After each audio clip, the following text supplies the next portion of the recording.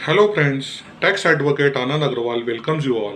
Friends, 5 साल पहले जब जीएसटी आया था तब GST input tax credit claim करने के लिए 4 कंडीशंस हुआ करती थी। इन 5 सालों में ये कंडीशंस बढ़कर 4 से 12 हो गई है। फ्रेंड्स, आज गो थ्रू करते हैं इन कंडीशंस को as per section 16(2), read with section 38। Buyer के पास टैक्स इनवॉइस होना चाहिए। ये टैक्स इनवॉइस बायर के जीएसटीआर 2B में रिफ्लेक्ट होना चाहिए। बायर को गुड्स और सर्विस एक्चुअली में मिल जाने चाहिए। बायर के जीएसटीआर 2B में जो आईटीसी ऑटो पॉपुलेट हुआ है वो रेस्ट्रिक्ट नहीं होना चाहिए। सप्लायर ने अपने टैक्सेस पे कर देने चाहिए। बायर ने अपने जीएसटी के रिटर्न रेगुलरली फाइल करने चाहिए। फ्रेंड्स, अब रेस्ट्रिक्टेड आईटीसी क्या है?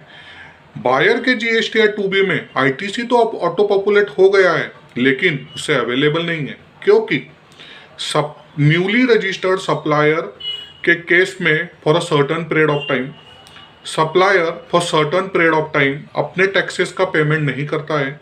Supplier short payment of tax करता है। सप्लायर एक्सेस आईटीसी क्लेम करता है, then allowed supplier in contravention of provision of section 49(12) payment of taxes करता है। गवर्नमेंट में prescribe class of person whose ITC could be restricted. Friends, section 49(12) E credit ledger को रिमिटेशन provide करता है। Rule 86B को legal backing provide करता है। लगे हाथों रूल 86B के कंडीशंस भी देख लेते हैं। सप्लायर का taxable supply in a month 50 lakh रुपए से ज़्यादा है and he has not paid at least 1% of GST in cash cumulatively. Supplier being proprietor, partner, director, karta का taxable supply in a month 50 lakh रुपए से ज़्यादा है and he has paid his income tax less than 1 lakh rupee in last 2 financial year.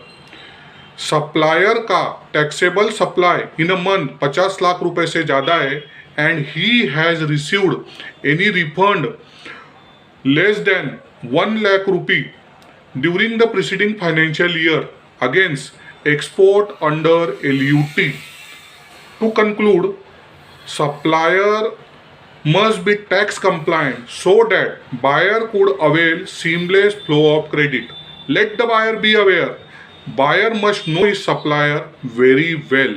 Take care. Thank you.